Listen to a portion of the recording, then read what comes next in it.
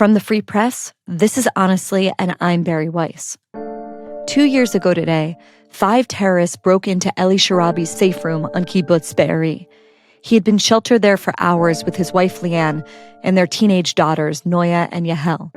They'd been reading horrific texts flooding in from neighbors and hoping somehow that their family would be spared. They were not. The terrorists shot and killed their dog and then dragged Eli away, leaving his wife and 2 daughters behind.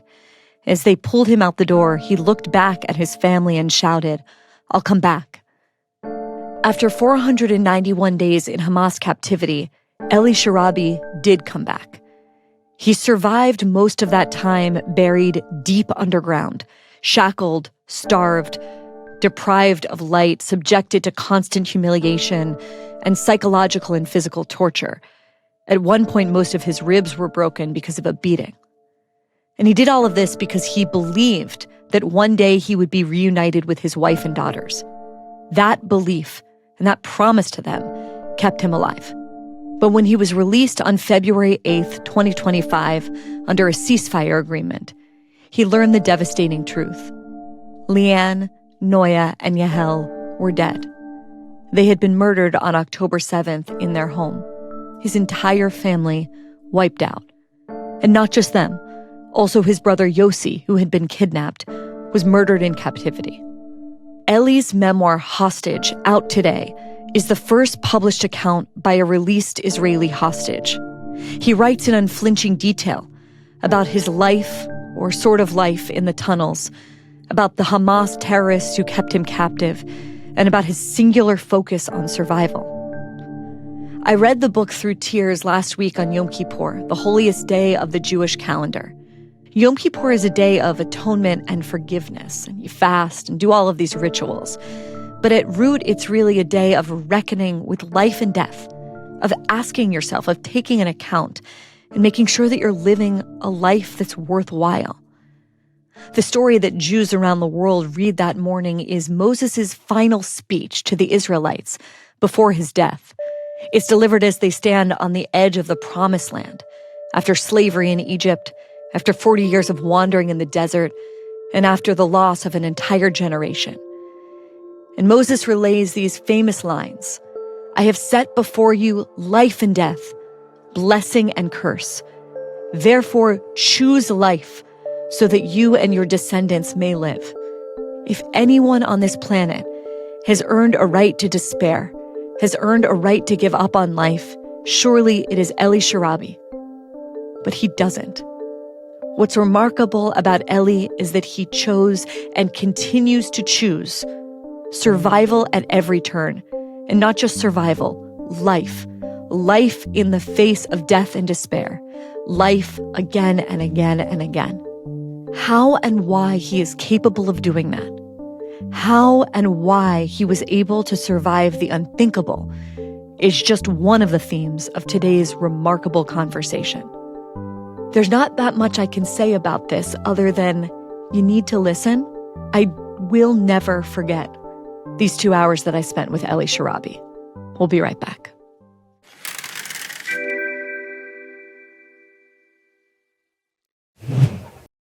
There are movies, and then there are movies that stay with you for a really long time. Films that serve as a powerful reminder of what real courage looks like, especially at a time when integrity feels like it's in short supply.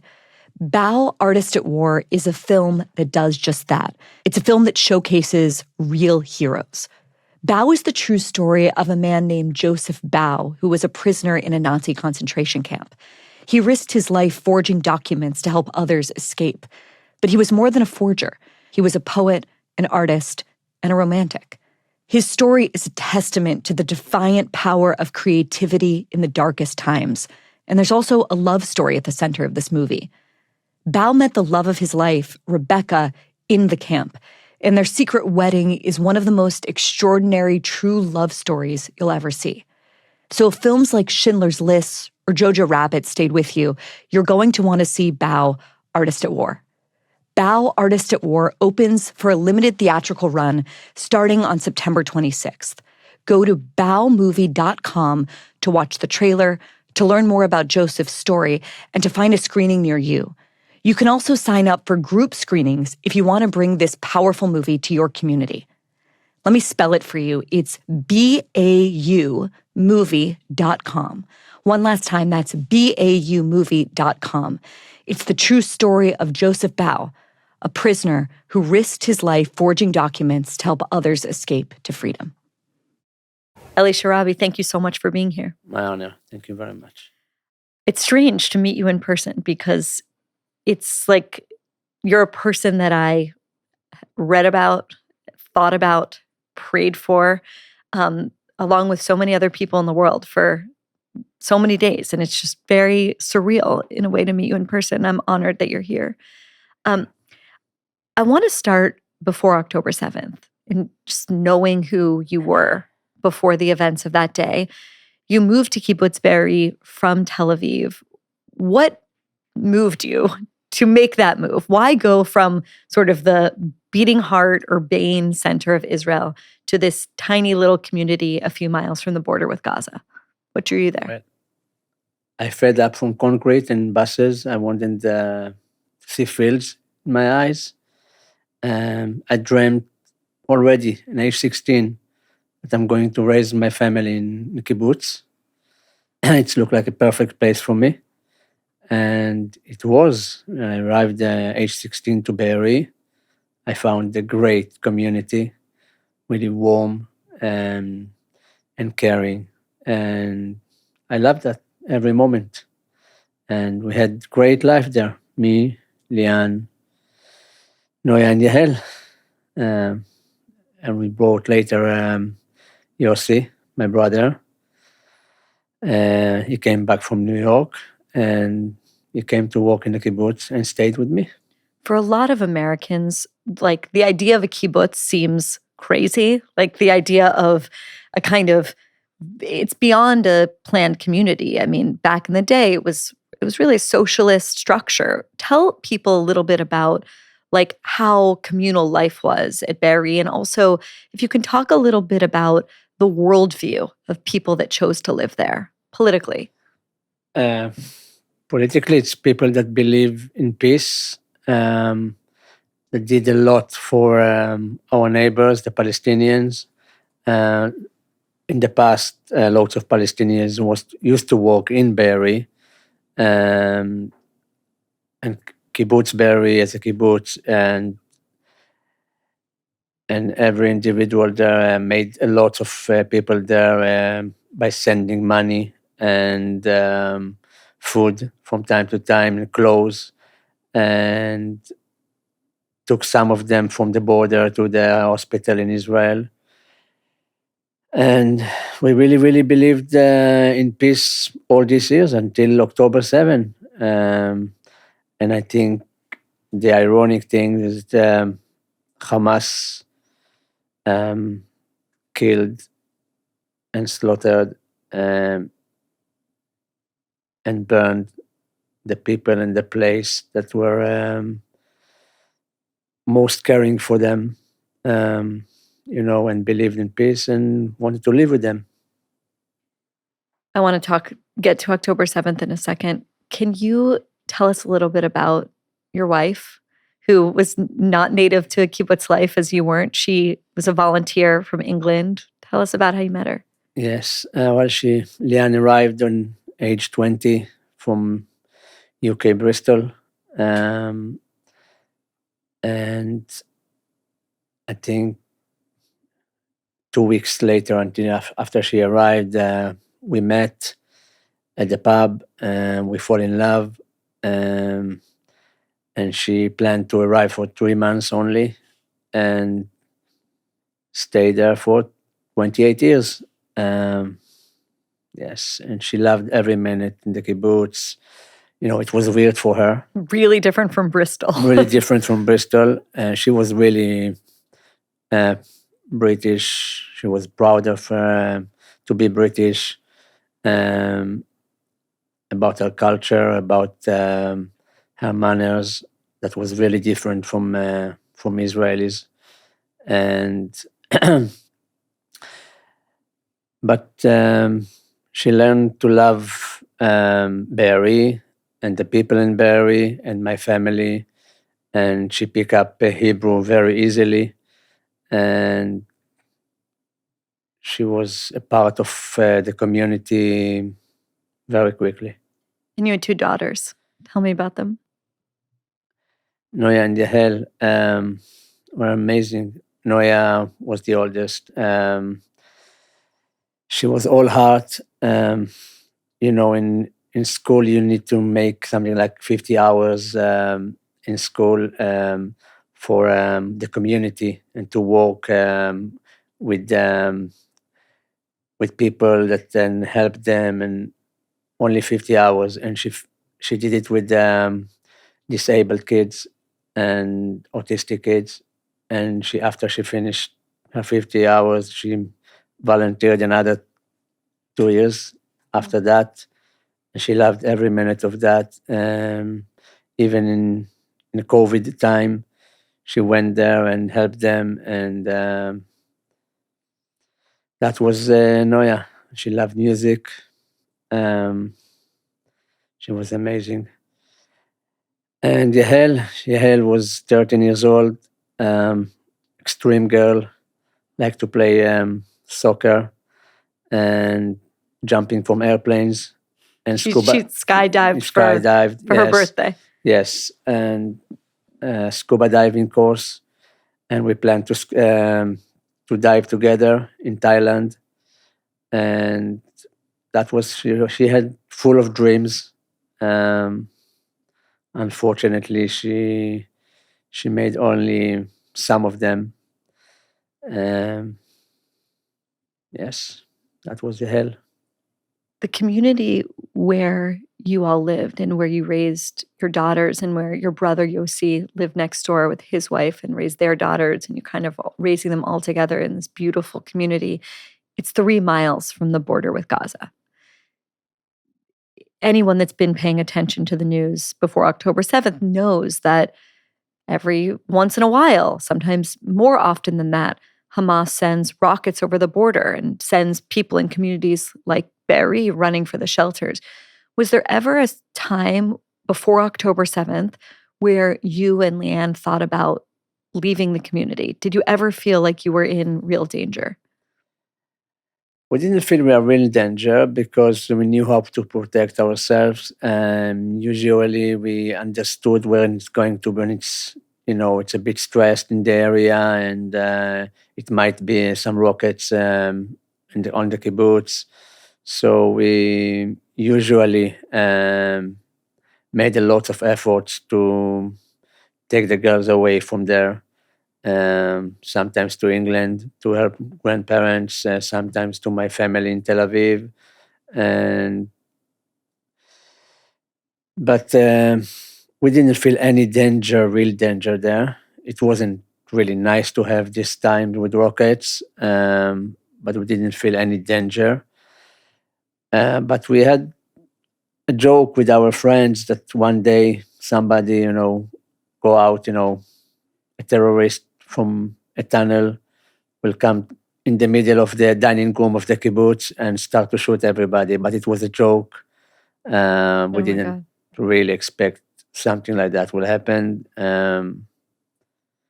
Unfortunately, this heaven turned to hell. Okay, so the morning of October 7th, 2023, Yes. You start hearing the sirens.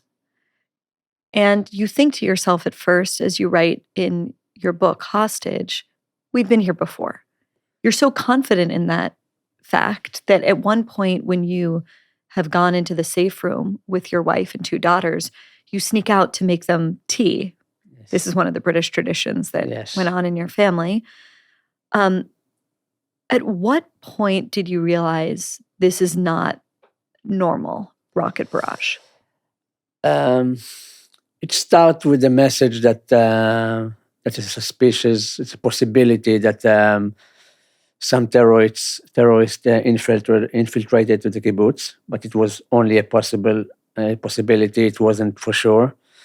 But I think when we've seen the videos from Sderot and the Nova Festival, we start to realize it's really, really different this time. And then we didn't believe it will come massively inside the kibbutz. The numbers of terrorists that have been there. At the end, it was something beyond imagine. When you say terrorists can be a possibility of infiltrated the kibbutz, you believe it, two or three of them, and it was hundreds of them at the end. Um, yes, unfortunately, it was different this time. At 10:45 that morning, about 4 hours after you'd been in your safe room, terrorists broke into your home on the kibbutz. To the best that you can you describe what that moment was? We start to hear some windows breaking, and they start to shout in Arabic and Hebrew, and our dog barked, and we understood they're on the way to the safe room, and they opened the door easily. And they got stressed from the dog, and they start to shoot inside the safe room. We jumped on the girls, covered them, and shouted them to stop.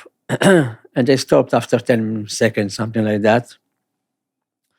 We checked everybody okay, and then we passed them our cell phones. And it was all calm, and they actually said in Arabic, "Don't be afraid." And we were sure. And you speak Arabic? Yeah, I speak Arabic, I understood them. They didn't know that yet. But we are sure they understood. They have their British passport, Lianne, Noiya and Yahel. And Eli, why was that so important to you to communicate to them that they had British passports? Because we understood, if they have a problem, they have problem with Israelis. And I was sure that, European and definitely the British that have great connections with Arabs, and they don't see Britain as something, not okay for them, for the Arabs. So I was sure they will be okay with that. And I was sure about that 491 days later, until they announced me that they've been murdered. So our plans didn't really work, unfortunately. This is what you write in your book. I look into my daughter's eyes. They don't scream. They don't cry. They don't even speak. They're frozen in terror. I will never forget that look of terror in their eyes. And then they basically sort of drag you away from your family. You shout back to your family, "I'll come back." But that look of terror, is that the last thing that you see of your daughters? Yes. Can't forget their look. They were terrified. They couldn't really speak. They're frozen. They weren't hysterical or something like that. They waited for their mother to join them to the kitchen. But so unfortunately, they took me just before it happened, probably. And so I just shouted them, and they were the last thing I've seen, that I'll come back. And I tried to make this promise, it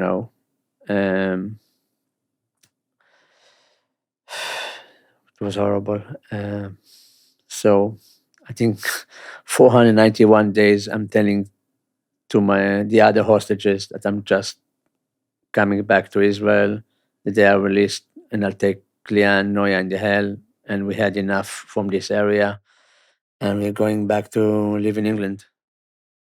And when you were torn away from them in that moment, how confident were you that the people that were being dragged into Gaza were men, and that the people who were going to be spared were women and children?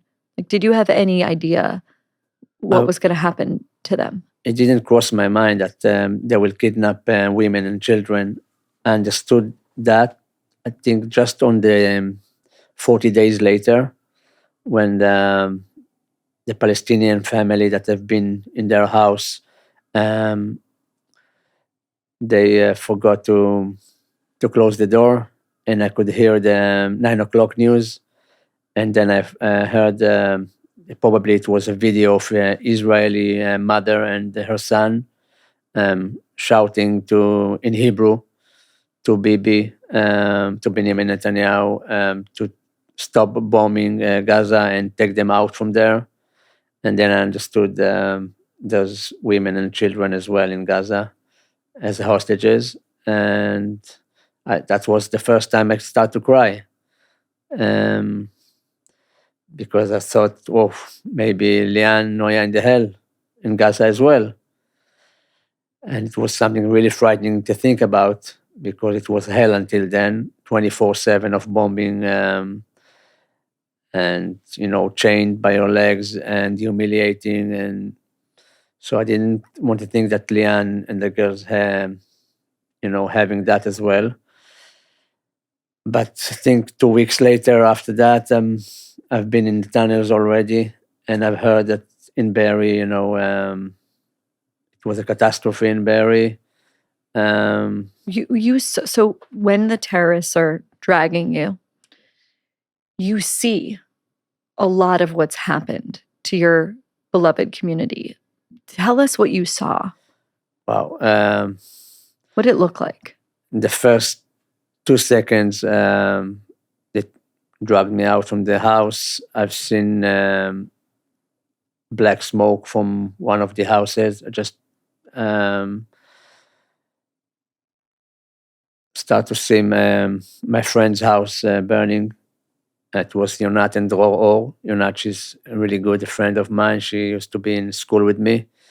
And apparently they've been murdered 5 minutes before they kidnapped me.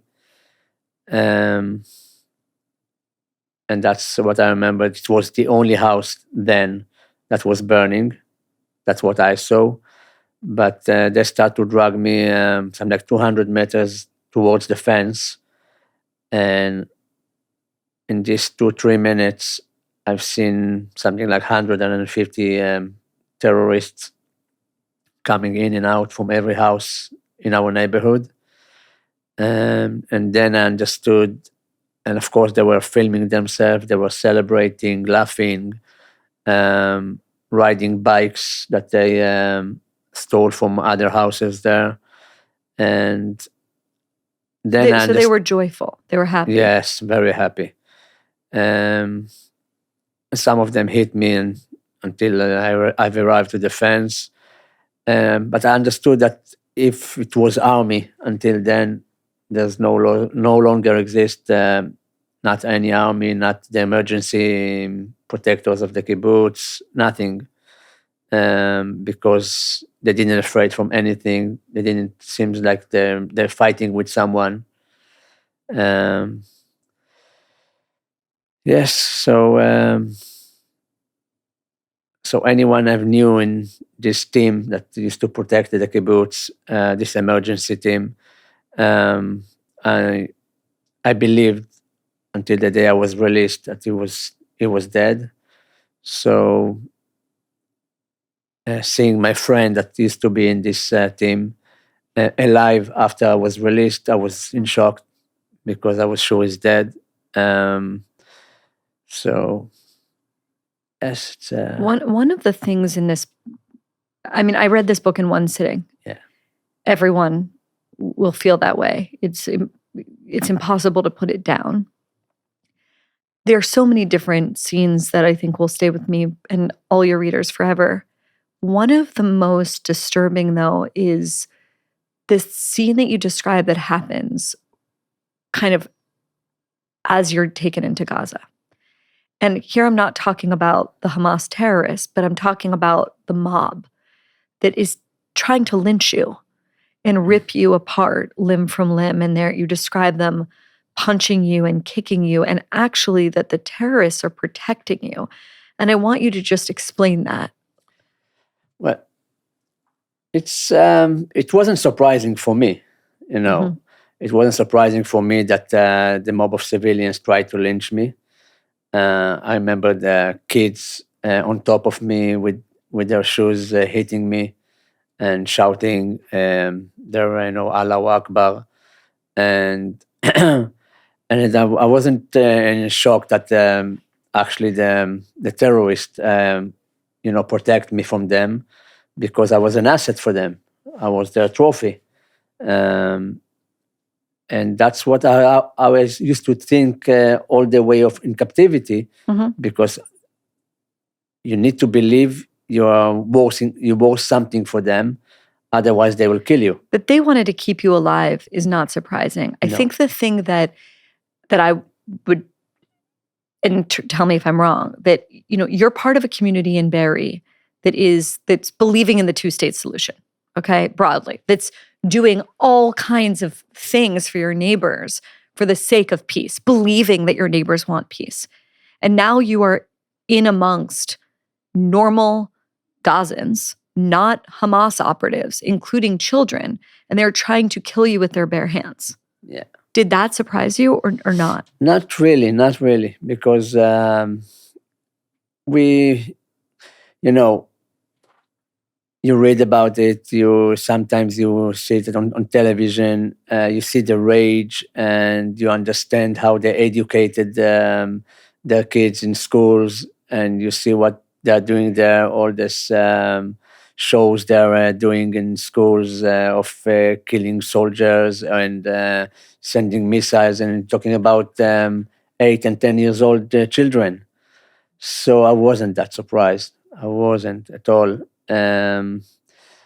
But I remember the faces of the terrorists after they start to knew me, um, and you're speaking with them, and you have like a kind of relationship with them. You're 24/7 with them for such a long time, and then they start to see you as a human being, and you don't hate them, and they start to understand that. And they're very surprised about that, because they believe that all the Israelis hate the Palestinians and want to kill them.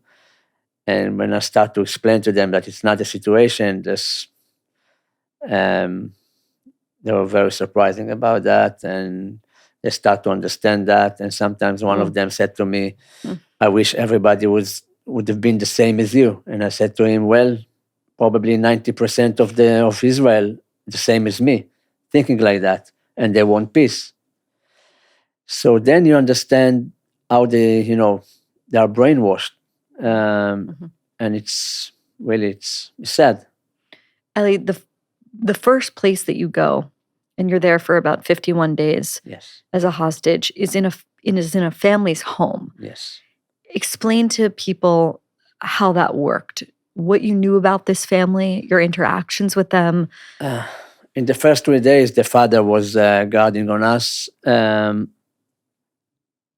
and until the Hamas terrorists, two of them, come to guard us instead of him. So I a little bit knew him, and we weren't, we knew them.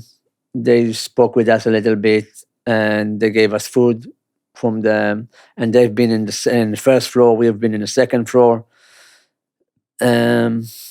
It was times that and these times in these 52 days, it was still it was food in Gaza, so we ate reasonably.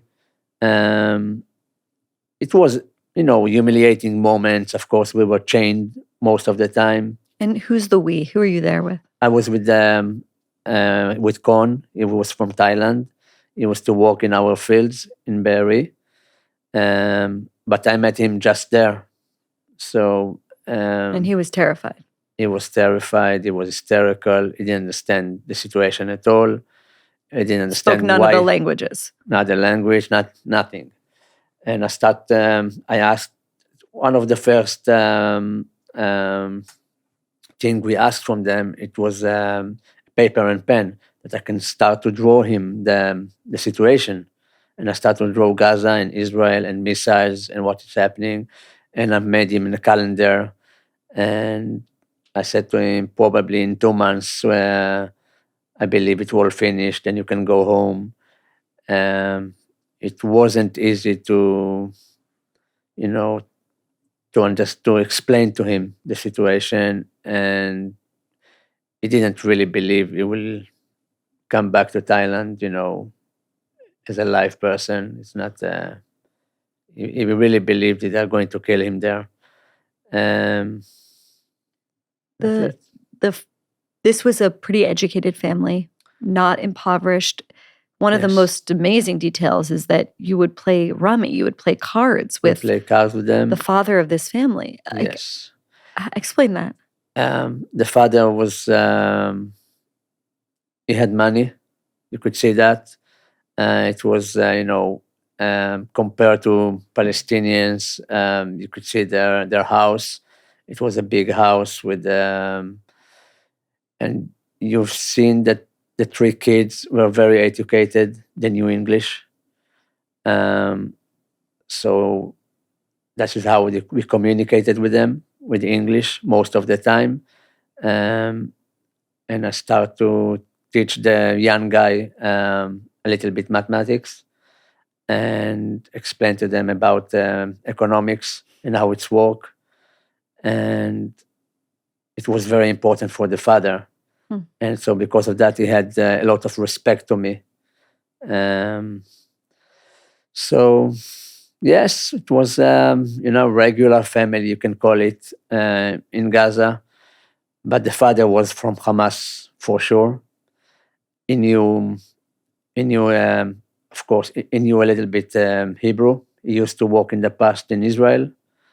We talked about Tel Aviv and some streets in Tel Aviv and where he used to You work. talk about a hummus place that you We both went talked to. about the hummus place, of course. And I said to them after the war, we thought it would finish in 2 or 3 months. I said to him, come to Jaffa, maybe it will be peace, and we can go to a hummus together. Yes, we talked about lots of things. We've tried to normal our days and talk about normal things, because if you think all the time when you're going to be released, you probably can lose it. 51 days in, you're moved from a house into the tunnels. And this was what you describe in your book. And I mean, this would be to anyone beyond a worst nightmare. You were aware of the tunnels, so Yes. aware of them that the joke at your kibbutz was Yes. one day someone's going to pop up from the tunnels and just start shooting everyone on the kibbutz. Tell us about the descent into the tunnel, like how you knew that's where you were being taken, and if you can take us back a little bit to the moment of what your reaction was. Well, first of all, it was a period of ceasefire in Gaza. It was the first ceasefire that they released the women and the children. So I think it was after 48 days of war, the day of 49, it was start a ceasefire, and the day of 52, they told us we are going to move to other house, better house, and we start to walk for 20 minutes in Gaza Street. There's lots of young people around. It was really frightening walk, because if they would, understood that we are not local, they probably would kill us. But until after some like 20 minutes, we arrived to a mosque. They took us to a side room, and they opened this door at the ground. And I've seen this ladder, and they start to say to us to climb down. And me and Almog, that was with me, other Israeli hostage that had been kidnapped from Nova Festival, that arrived a day before that to me, to the house. We refused to climb down. I really negotiated with them. I said to them, no way, I'm not going to do that. Please take us to other place and all this. I think after something like 30 seconds, maybe more than that, they start to get, upset with me. and they took their gun and pointed to my head. And then then you understand that you have to do it if you want to stay alive. And just that was the moment I remember my promise to my girls that I'll come back. So you choose life again. Choose life by going into the pit of hell. Yes, you said, okay, now I need to choose that. Otherwise, they were going to kill me now. They have no problem to kill you. So we climbed down something like 50 meters underground. All darkness around you, a little bit of light from their flasher on their head. How low are the ceilings? I'm 1.68 meters, 68 centimeters. It was maybe 180.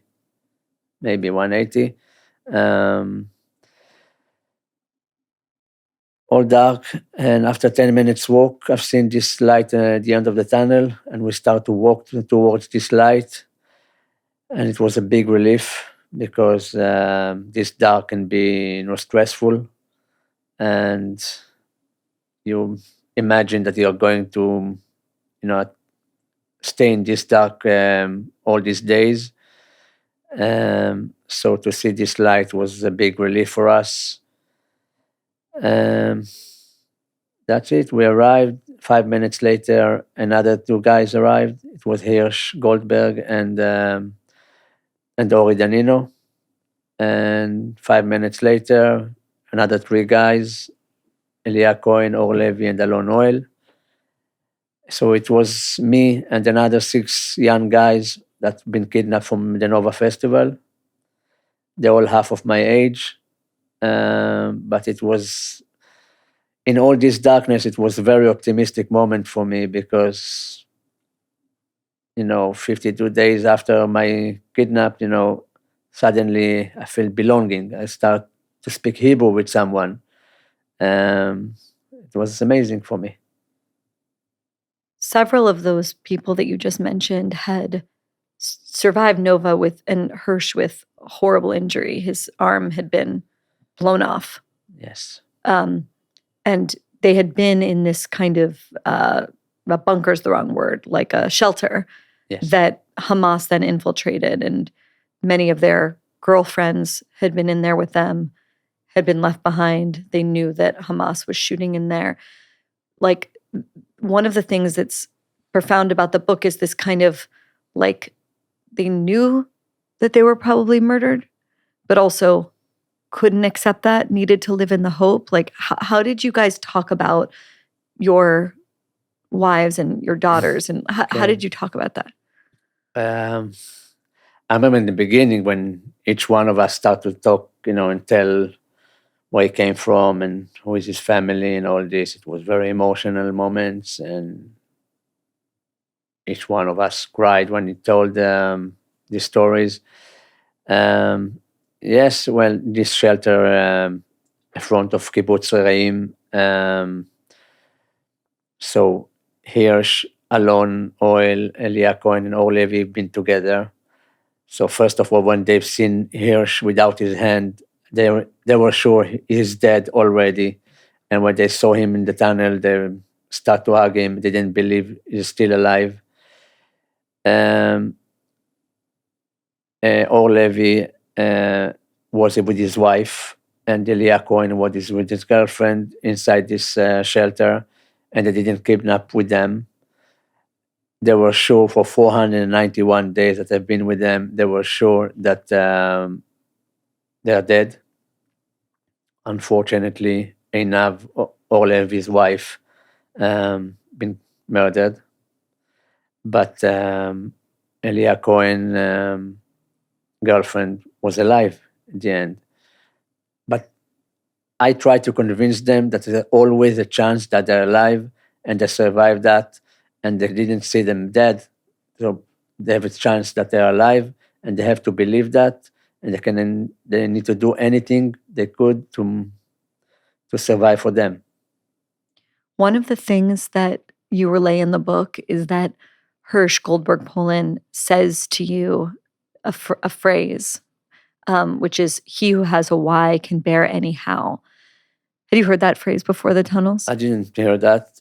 And he actually, why this sentence really affect us and was very important for us, because it gives words to our behavior.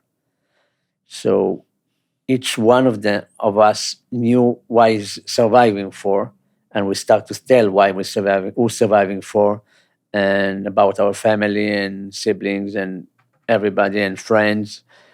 And this sentence just made words for our behavior, and it was very important for us. And even, he left us 3 days later. They took him to other tunnel with Ori and Almog. So I stayed with Elia, Or, and Alon. Only four of us we stayed. And this sentence been with us every day. We mentioned this sentence for 16 months. 16 months we said that. And what was your why? Well, of course, it was Lianne, Noiya, and Yahel, first of all. And of course, I wanted to see my mom again, and my brothers and sisters, and my friends, because when you're there 50 meters underground, you understand what is important in life, and you understand it's people, it's nothing else. You were older than the other three guys that you spent 16 months with.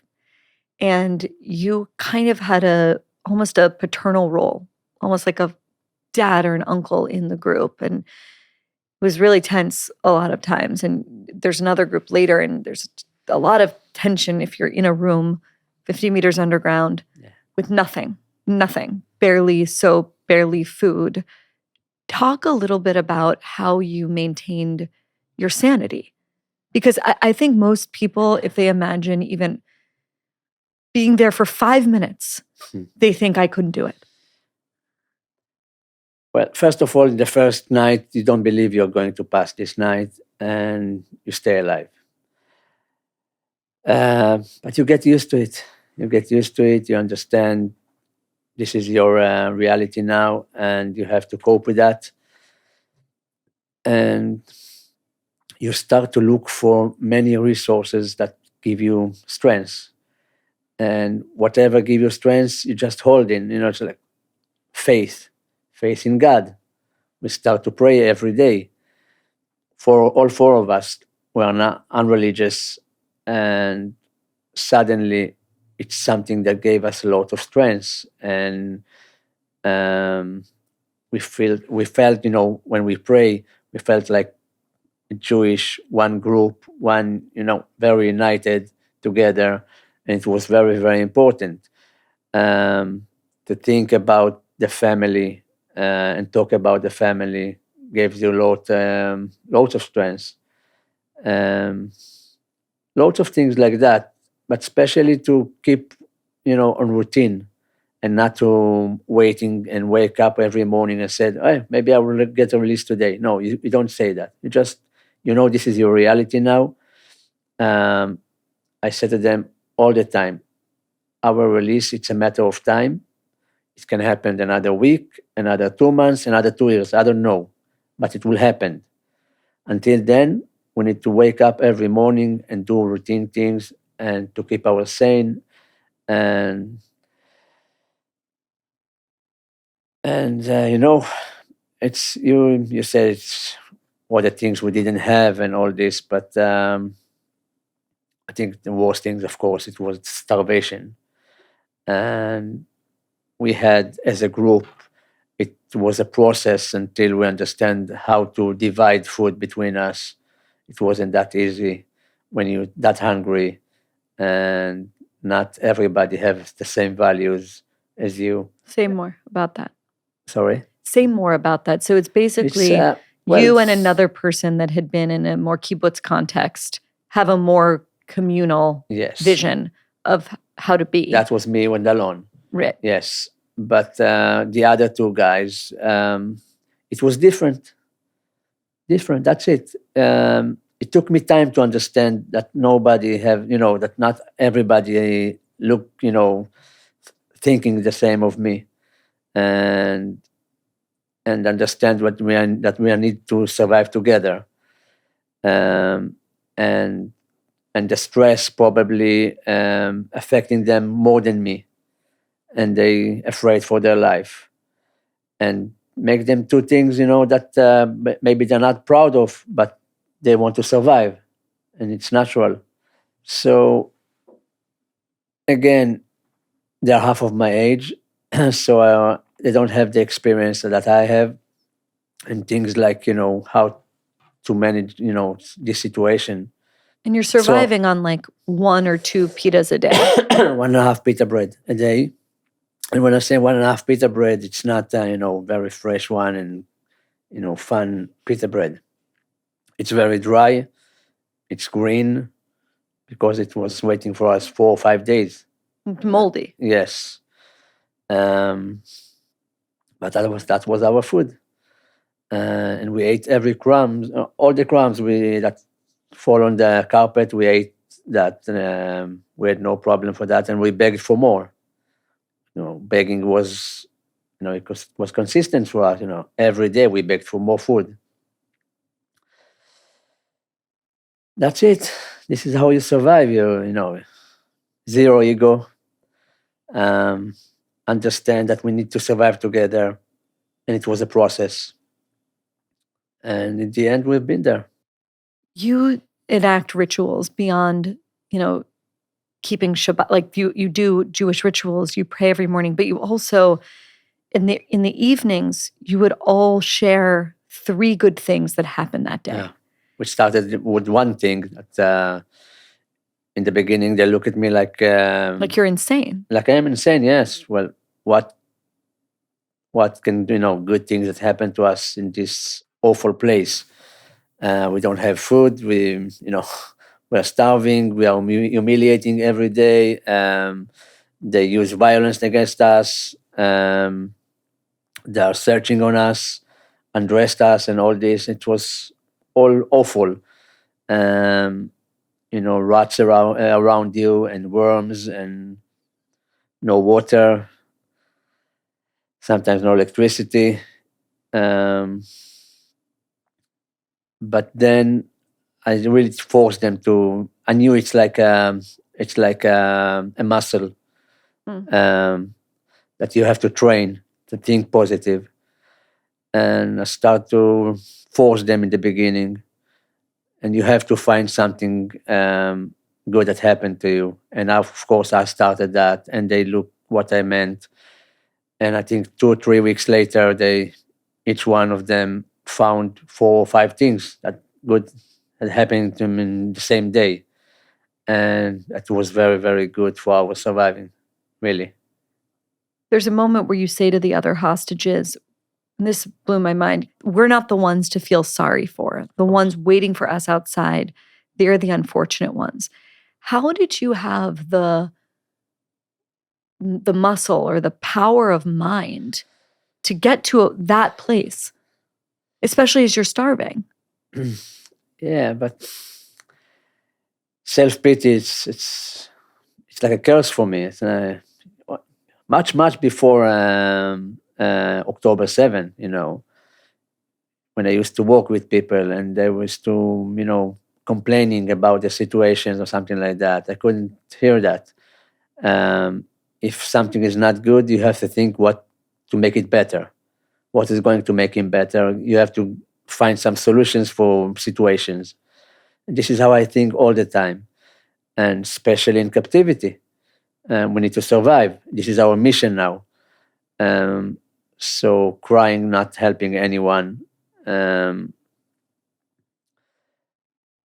So I let them cry for 5 or 10 minutes, and I said to them, okay, it's enough.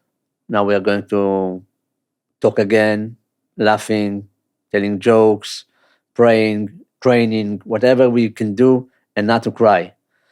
And always say to them, my only request from the terrorist, please give me one phone call.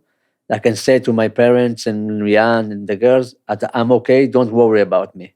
That's it. That's what I wanted to. And they don't know what's going to happen with me, what's happening with me. So I just wanted to let them, I'm alive, I'm fine, don't worry about me. So, and they start to understand this, this thing. In the beginning, they didn't understand why I'm not crying, why I'm, say to them not to cry every day and to concentrate about good things. So I probably build differently than them. One of the things that's moving is, as you say, you're not a very religious person, but Judaism and the rituals of Judaism, especially Shabbat and keeping Shabbat, becomes very important. You would hold up a cup of water and you guys would recite the Kiddush, the prayer over wine. Obviously, didn't have wine. You kept sort of stale pita to say Hamotzi. And I wondered if you would read a little bit from this part of the book where you're describing what this did for you. I don't know if I feel God in those moments, but I feel power. I feel a connection to my people, to our tradition, to my identity. It connects me to my family, to my childhood, to my roots. It reminds me why I must survive, who I'm surviving for, what I'm surviving for. It brings back glowing memories of childhood, of my father, of my mother, of a white talit during Shabbat prayers, wine in a goblet, candles on the windowsill, opening the ark, Torah scrolls, a cantor singing, a white tablecloth spread over a table, overflowing with good food. Everything that feels so far from here. And it brings to life the whole cast of characters waiting for me. Mom, my siblings, Lianne, the girls. I imagine returning to all of them. I imagine their hugs. I imagine the soul I love most enveloping me in light, whispering, Shabbat Shalom, Eli. Shabbat Shalom. It's so good to have you home. When I was reading about the way that you found ways to keep Shabbat and one of the other hostages prays every morning, of course, I thought about the way people survived in the Holocaust and the way that they did things like that. As you're living, and of course, that's obvious, when you read those words. As you're doing it, are you thinking about those historical parallels at all? Or are you just thinking, I have to do this to survive. I have to do this to survive. No. First of all, we've talked about the Holocaust and how it's parallel to our situation, but I think, of course, that from the first moment they kidnapped me, I started to say Shema Israel, and I said I'm not unreligious at all. But I raised in Tel Aviv in a traditional family, as I said, and with keeping Shabbat and doing Kiddush on Shishi evening and Friday evening, and so I knew all the prayers by heart. And there, 50 meters underground in tunnels, 4 of us together. For me, praying, it wasn't religious thing. It was more connection to our family, to our memories. It was very emotional moments to pray, on the water, and to say Eshet Chayil to my mother and my wife and my sisters. Gave me lots of strength, to think about them. That was amazing. And everybody waited for Friday just to say these prayers. In the tunnel. Yes, just we waited for Friday. You can say all these prayings and we pray for a pita bread at the same day, that it will not be a pasta or rice, because we can keep a quarter of pita bread to say Hamotzi lechem min haaretz. That was very, very important for us, these prayers. And we used to say, Shabbat Shalom to my mother, to my father. To each one of us said, Abba Shabbat Shalom, Ima Shabbat Shalom. That was very, very important for them. So the religious become connected with our family values, and it was good. It was good. It gave us lots of strength. Did the terrorists see you doing those rituals? Did they hear you praying? They heard us praying. They asked us who we're praying for and what we are saying in our prayers, and they were very suspicious. We are, cursing them, the Palestinians, in our prayers and all this. And we said to them, we just say thank you to God that is we are keeping us alive and give us food, and that's it. That was very important when we explained to them that. They actually respect that because they are religious, and they are praying 5 times a day. So they respect that. So, Eli, you're in that first house for 51 days. Then you're in this tunnel that we've been talking about. Then you go to another tunnel. And I want you to describe that, because it's when people read this book, they will not understand really how a person can survive the first tunnel and the degradation of it. And yet somehow it gets worse. Okay. So the first tunnel, we've been 40 days. After that, we've been 8 months in other tunnel. And then we come back for another 5 months to the first tunnel again. So you're in basically different tunnels. Yes. But there's one that you describe. Yes. Where there is nothing. Yes. In January 5th, 2024, we arrived to the second tunnel. It wasn't running water, no gas, no phone, nothing there, just like nothing. But it's a horror movie, because the vermin that you describe, the cockroaches, the rats, and the worms. Yeah, the worms was the worst thing. Yes, and describe the worms. White worms that was all around us. So we went to the toilet. You try to be there less than you can, but anyway, there.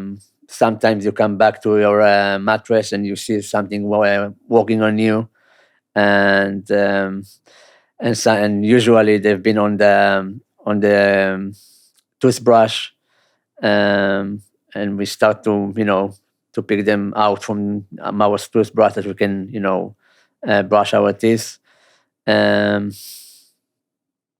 Yes, and every 6 weeks we had a shower of half a bucket of cold water. This is our shower. No towels, of course. You just finish. You're very wet, and you need to put the clothes on your wet body. And the clothes have never been washed? Some from time to time, every 2 months, 3 months. Every 2 or 3 months? Yes. What did it smell like? It was awful, of course. It was very dirty, very dirty. And again, all these things, you have no problem. You get used to it. It's something you not get used to it. It's the starvation. Only this. You don't mind. They will hit you. They will humiliate you. They don't give you clothes or shower or toothpaste or soap. You don't care anymore. You just want to eat. There's a time where the captors cut you down from pita and a half a day to 1 meal a day. I don't even know what a meal means in this context. It was from 2 meals a day to 1 meal a day. It could be a bowl of pasta or a bowl of rice and a pita bread or a pita bread. And yes, and then we start to see our physical condition getting worse drastically, and we understood we are going to die. The way you describe it is, you say that the hunger pulls you inward, like it kind of makes you unable to think about anything other than starvation. Yes, it's you think about it. You wake up. You dream about food. You're talking about food all day, about recipes, about whatever can imagine. You can imagine food. You beg for food all the time, in the morning, at noon, at night, whenever you can. So because you understand it's the most critical thing for your survival. if you want to survive. When you say we realized we were going to die, was that like a that's going to happen realization, or was it slowly over time as you saw your body caving it? Well, when we moved to 1 meal a day, I think 2 or 3 weeks later, we understood we probably, if we continue like that, we're probably going to die. And we understood we need to do something, different to shock them, because we tried to talk with them and nothing happened, nothing helped us. They didn't want to listen even to something we said. So we said we need to shock them. And as I said before, I believed we are still an asset for them and they need to protect us if they want their prisoners back. So I took a blade and cut my eyebrow and just let the blood to be all on my face. I pretend I faint on the way to the bathroom. From hunger. Yes, and they were shocked, and they gave us dates immediately to give us a little bit of energy, and they gave us another half pita bread a day for the week after that. But unfortunately, it stopped after a week. So we were starved for 6 months. Was there ever a time during this period of starvation, you mentioned the blade, okay, where any of you thought, I need to end this? I would rather die than be here for another moment? Unfortunately, it happened. It happened from time to time. For one of us that was thought he can't handle it anymore and asked from them to shoot him and all this. So, but we kept on him and we explained to him that it's not an option for us, and we'll do everything we can. It is our control to stay alive. And I hope he's still doing this. Are you talking about Alon? Sorry? Are you talking about Alon? Yes. So Alon has been in the tunnels for more than 730 days. Yes. He's still there right now. Yes. Alon became something like a son to you. Yeah. Tell me about him.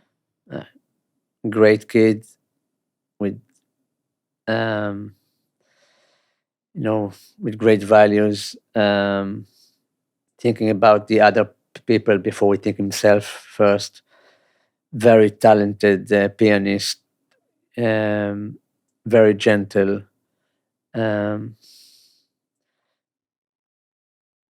Used to travel in the places I've been, so we had lots in common. What we're talking about scuba diving, about Thailand, about lots of places he has been, and that I've been as well. And his brother used to be in Be'eri before October 7, so we talked about him as well. We found lots in common, me and Alon, and I understood that he doesn't really understand his situation and how to survive. So I said to myself that I need to help him to understand when you get wet, it's not just because it's rain or because someone is spitting on him. And I explained that to them very, very carefully. And I was really, really proud of him because he made a great process with himself. And I'm sure now we have all the tools to survive. And I'm sure we'll see him very soon at home. I want to talk about that at the end of this conversation, the deal that is sort of on the table right now. For a second, the impulses that you had inside of you, knowing to enact these rituals, you talk about exercising to the extent that you could, even in this tiny room without air with the ceiling. I mean, you sort of seem to have very naturally instincts towards survival and to knowing how to set up sort of a framework so you wouldn't fall apart. Do you think that that is an inborn quality that some people have? Do you think that came from the fact that you were a dad and had that role in your family life? Like, where does that come from? It's probably all, you know, it's complicated with all these reasons, you know. I've made decision at age 16 to move on my own from Tel Aviv, the big city, to a kibbutz. You will not find many kids that make this decision, you know, to move on themselves to other place to live. So it's probably something inside my, you know, my personality, but I think in most of it, it's my experience in life, in work. That I'm very practical person, and when my mission is to survive, I don't see anything else in my mind. I don't care about my emotion now. I need to survive, and that's it. This is my mission now. I can cry when I'm finished this mission. So this is how I'm, you know, from the first moment I see these young guys, that's what I'm telling them. That's my mission now. I'll cry when I come back home. I have enough time for that. Was there ever moments, though, where you described earlier learning that some women and children had been taken hostage? Yes. Were there other moments where you just... That was first time, and the other 2 times I've cried, but it was from good thing, from that I'm getting emotional. That's what they said to me, that they saw my daughters and my wife with my photos on these protests in Tel Aviv. So first of all, it was very good message for me, and I believed them. I don't know why. Maybe I wanted to believe that. And the second thing was that, you know, somebody is fighting for me outside, and it's very, you know, moving. You know, that you're very meaningful for other people. So this is the 2 times I've cried, that I said to me twice, that I've seen my daughters and my wife in these protests. I want to talk for a second about your captors, the people that kept you captive. It's fascinating because on the one hand, you relate to them and you say, it's not Stockholm syndrome. It's just when you're around another human being for a while, you come to relate to them, and that's sort of inescapable. And you describe, you know, for example, a moment where you give you guys nicknamed all of the captors, but there's one who's called Orange, and you say to him that you can't bear the way that you smell, and he hand washes your shirt for you. And the other hostages with you can't believe that. And I think a lot of people that read it won't be able to believe that. Well, as a human being, it's very convenient to think about black and white and bad and good. It's, you know, it's very convenient to think like that, but it's not probably the reality. There's lots of colors between black and white. And if somebody can think that you can survive 16 months, 2 years in captivity, 50 meters underground, when you can control about anything. They decide when you eat, when you drink, when you go to the bathroom, when you go to sleep, when you can breathe and talk. So if somebody can think you can survive without relationship, to make a relationship with you and your captors, I think is wrong. He doesn't understand how it's worked there.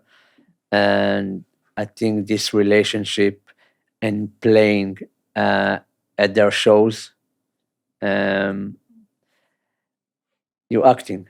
99% of it, you're acting. And you're talking with yourself and the other hostages how to act and how it's right to act and what to say is good or not, or it's bad. You're talking about it all the time, and you're acting all the time in their shows now until it will finish. So, and you know, this relationship, you become, sometimes it's good, sometimes it's bad. It's a very delicate relationship. You need to stay not confused. If he took my shirt and washed my shirt for me, okay, because they respect me. I'm translate from Arabic to Hebrew for them, and from Hebrew to Arabic. Their request of the other hostages. I'm very important for them, and they have respect for my age. I'm not 25 years old. I'm 52, and at that time, all this is right. But the day after he took my shirt, and he could kill me if he get an order. He has no problem. I understand that. I'm not confused about that. He's not my friend and not anything. You're acting all the time. You walk in that relationship. You analyze this relationship all the time. You analyze them. Who's good, who's bad, who can you ask from? Somebody. That's what you do all day. Your captors have basically a bunch of mantras that they repeat a lot, like Islam is the only true path. This land belongs only to us. There's no room for Jews here. You should go back to where you came from. That they worshipped Hamas leadership as if they were gods. I guess what I want to know is, were you more optimistic about what Gazans believed before you were living in among them? Well, it's different between what you believe and when you're living among them. It's different. But nothing really, really surprised me. I knew how they think. I knew what their, what they believe, and all this jihad, that we have no place on earth. Not the Jews, not the Israelis, but it was a little bit surprised that when they start to say it, loudly, that after the Jews, they come for Britain and France and Germany and United States. They said that to you? Yes. And all the world should be Islam. There's nothing like that. Christians, it's nothing, and nothing else about Islam. But Islam, there's nothing, no religious in the world. This is how they think. And they promised us, even if there will be a peace process now, okay, will come on 2026, 2027, 2028. And if we see you in Be'eri again, we'll kill you again. We'll kill you this time and not to kidnap you. This is how they talk. This is how they believe. Some of it's all brainwash. It's all brainwash, because when they see that they put this vest on one time on young guy there and said to him, okay, you're going upstairs now to fight and to be, a holy for them, die as a holy man and all this. He was terrified. He started to cry. He was shaking. So it's a gap between what they say and what they really want to do. Well, and I believe in the end, nobody wants to die. Well, you describe at one point where the conditions are just getting really desperate, that you hear them crying at night. Yes. The people keeping the terrorists are sobbing into their mattresses. Yes, almost every night, one or two of them cried, and they took some pills. They had the panic attacks from time to time, vomiting from these panic attacks, and fainting, and all these things. Yeah, and that was surprising for me. Wow. That was very surprising. We didn't believe that. Like they used to watch soap opera every night at 10 o'clock. They waited for their Turkish soap opera, and they thought it's the top thing that they can watch ever. And they were really, really happy from this. And they saved the battery all day just for this show. I guess when I'm reading the book, there's kind of, you could see it two ways. You could hear about your experience and say, all human beings are the same. All human beings feel fear. All human beings want a good meal. And yet there's another way you could read it and say, well, human beings, we might be made the same, but these worldviews could not be more diametrically opposed. These are people who want to conquer the world and are willing to kill everyone in their path in order to spread their worldview. So which is it? Which one do you feel more? Well, that's the problem. You don't. Of course, there are people. They have mother, they have father, they have kids, they have brothers and sisters. They want to live as anyone else. That's what I believe. At the end of the day, but these people on October 7 shows that they can murder, burning people, raping, killing children with no problem. They have no boundaries, nothing. So there's people, but it's people that been educated, have this rage that you can't really imagine. They're dangerous people. They're very dangerous because they have. We are the Jews. We used to say that we are holy the life, and We choose life. we choose life all the time. And they said to us, why we pray to die, and you are the Jews pray to live all the time. And you can't answer them that. It's this question. What you can answer about that because you are crazy. You can't say that to your captors.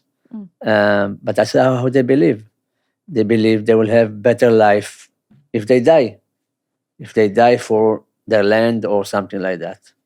One of the things that those of us on the outside, the thing that was maybe the most crazy thing to watch was the way that the spectacle, like this show they would put on to release the hostages.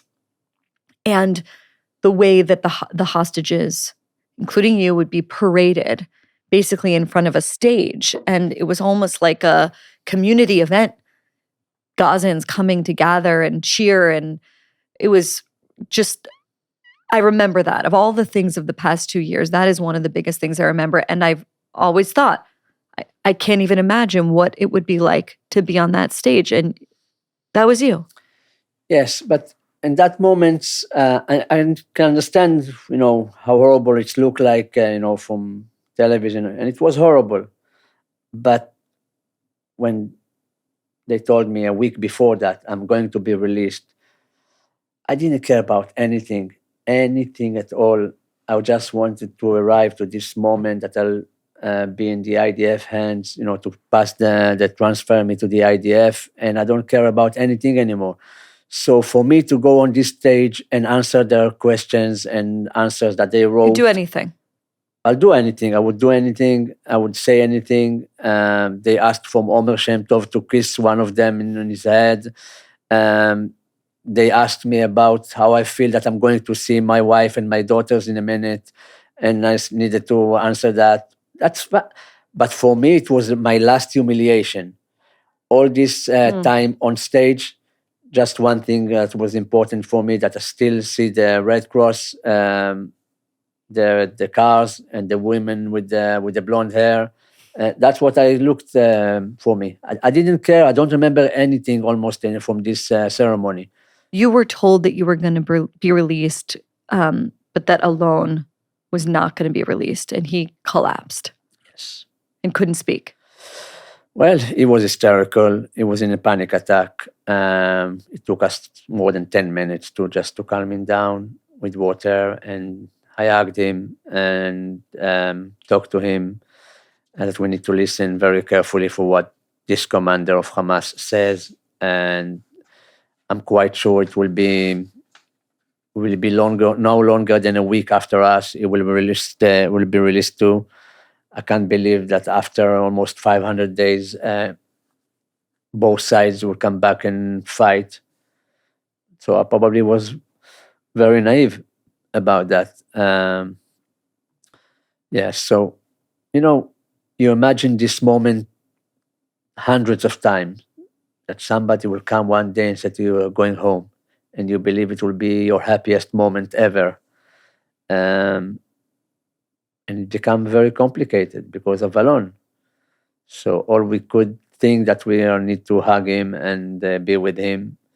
And we've tried not to show how much we're happy, that for the days after, until they passed us to other place, um, we didn't, we couldn't see, we couldn't be seen happy next to him.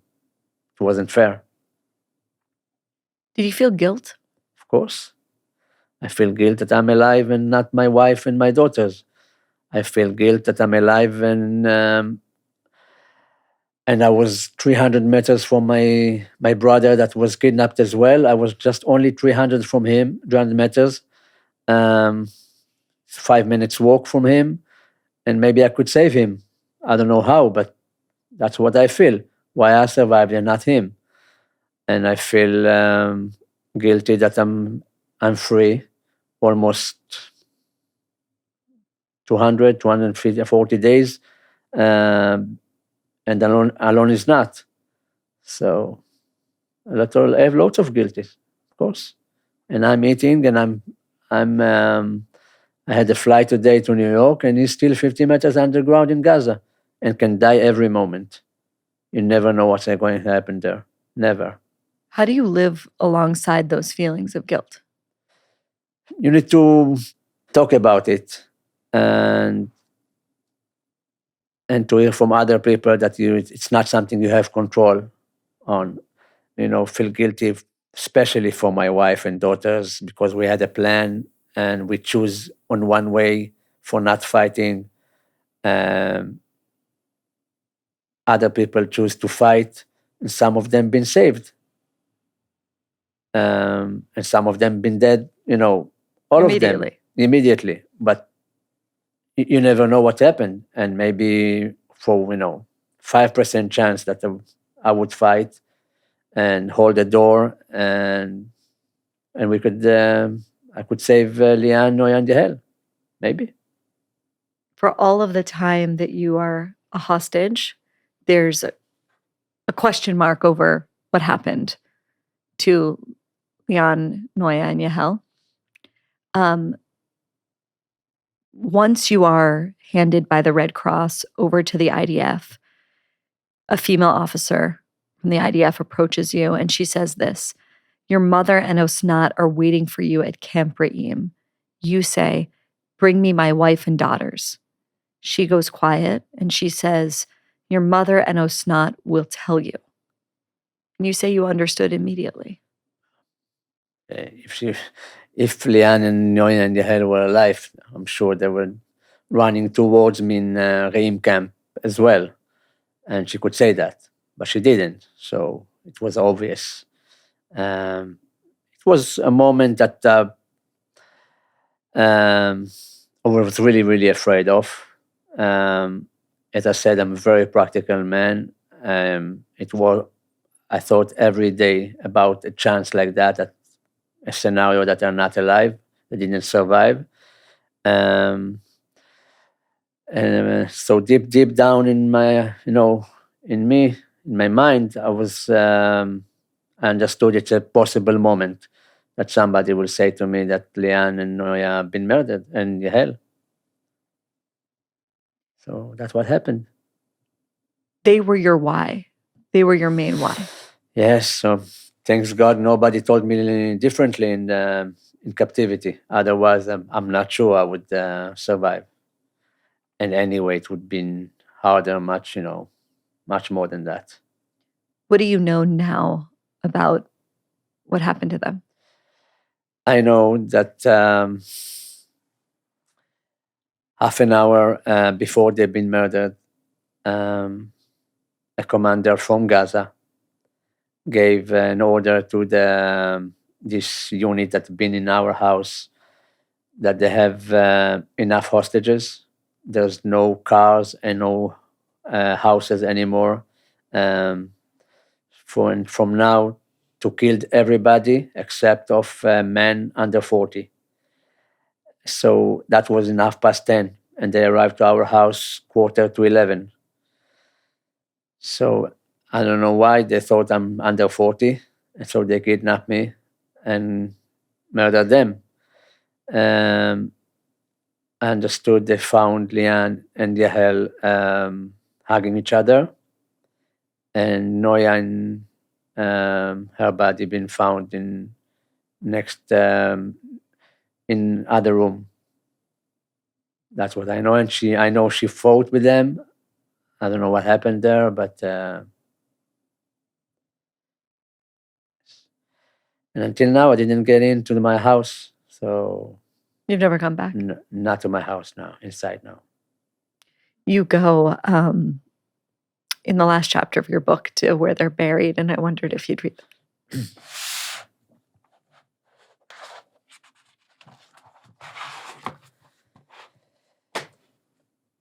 We drive to Kfar Arif, me and the two psychologists who have been with me since my release. We are joined by my sister Osnat, our family's army liaison, Yeah. officer Sigal, and a nurse. Before we set out, the psychologist prepare me. We think together about what it will look like and what will happen there. They are managing the whole event, and I trust them. We all sit in silence in the car. The scenery races past the windows. I need closure, I think to myself. I need to see it in my own eyes. I need to tell them I'm back. I promised them I'd come home, and here I am. We reach the cemetery. Everyone gets out of the car. I walk towards the graves by myself, which was not by my side. The medical and welfare teams stay behind. We walk closer, was not slowly leading me, until eventually she points and says, here they are, Eli. I look at the three graves, Lianne, Noiya, Yahel. The peaceful fields around us glisten. A taut blue sky overhead. Birds chirp. I break down crying. I don't even try to stop myself. Osnat hugs me. I fall to my knees. I can't see anything. Everything's blurry. The sky, the view, the other headstones. The people who came with me, everything fades away. Only Yahel, Noiya, and Lianne exist. 40 minutes later, I tell Osnat, okay, let's go. She looks at me, puzzled. It's okay, I tell her. Let's go. I signal to everyone. It's over. Finish. I pick myself up and start walking slowly toward the exit of the cemetery. This here is rock bottom. I've seen it. I've touched it. Now, life. There are a lot of people who have heard about your story and who will read this book and think to themselves, if something like this happened to me, I could not go on living. Can you explain to those people how you choose life? First of all, I love life. And second, I don't think I have the privilege to cry all day and stay in bed and be depressed, because for 491 days, my great family in Israel, in England, fought for me. My friends stopped their life to support my family. All Israel, the Israelis, went out from their houses almost every week and fought for me to come back. So I don't have the privilege not to go on with my life. And, for me to be sad or angry, I can't find any meaning about that, and no strength. For me to be busy and happy it's much more meaningful for me. And I'm sure that that will make Lianne, Noiya, and Yahel, and Yossi, my brother, proud of me more than I'll be depressed. So One of the things that I remember after you released is pretty quickly you were out there as an advocate for releasing the other hostages, especially alone. But you met with President Trump, you spoken at the UN, you've traveled the world. Now we have this potential peace deal on the table, this 20-point plan. It's really kind of happening as we speak. And I wonder how optimistic you are about whether or not that's actually going to take hold. I'm very optimistic. It's not going to be, in 1 day or 2 days, but I'm very optimistic that this time. I think there's no way but having an agreement now that both sides will be happy from and stop the war and bring back all the hostages home to their families. Some of them alive, some of them are dead, unfortunately. So I'm very optimistic about this agreement that's going to be. I'm waiting from my brothers, Yossi, Buddy, and the moment we'll have a grave to cry on for his wife, for his daughters. We need that as a family, as a Sharabis. I know how much Alon's parents waiting for him. I always said, we were kidnapped on October 7th, but it wasn't just us. All our family been kidnapped with us. Their life didn't come back to they're alive, but they're not really. Nothing, they're like dead people that walking and very desperate. And so I think all Israel need this to finish for a healing for the trauma from October 7th. It's about time. I've heard you say that when you're 50 feet under the earth, you understand the meaning of life. What is it? Life is first of all, you understand that nothing is really matter except of people. Nothing is really matter for you. You just want another minute or two to hug your lovers and your friends. That's what's really matter, and you don't mind about anything. Not about your house, not about your car, not about your bank account, not about anything. You don't miss them. You miss the people. That's life. People. Eli Sharabi, thank you so much for taking the time to talk to me. It's my honor. Thank you very much.